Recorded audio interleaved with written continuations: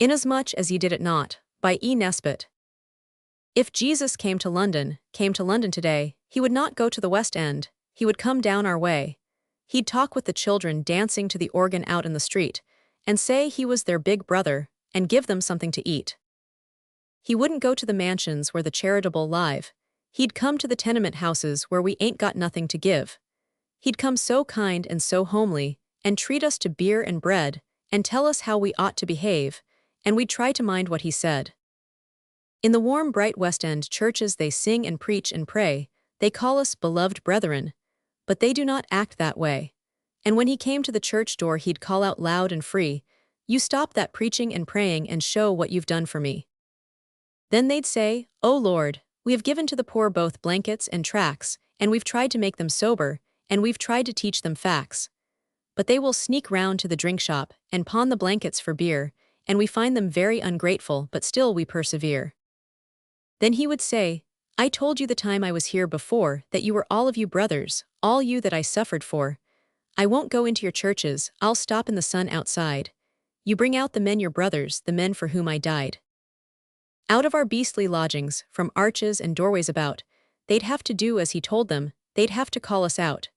Millions and millions and millions, thick and crawling like flies, we should creep out to the sunshine and not be afraid of his eyes.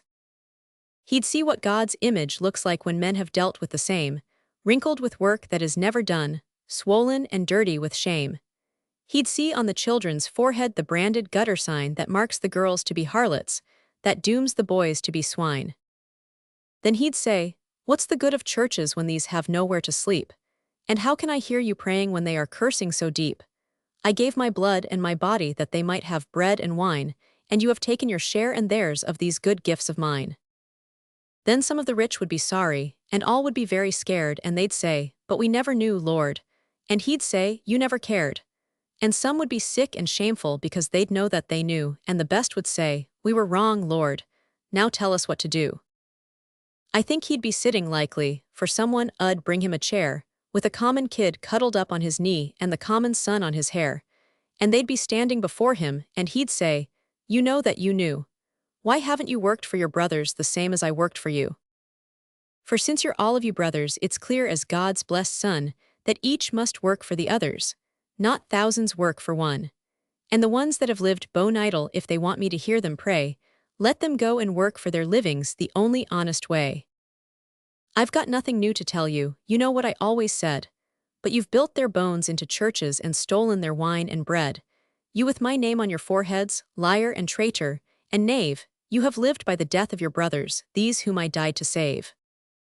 I wish you would come and say it. Perhaps they'd believe it then, and work like men for their livings and let us work like men. Brothers, they don't believe it, the lie on their lips is red. They'll never believe till he comes again, or till we rise from the dead. Printed by the Anchor Press, Limited, Tiptree, Essex, England.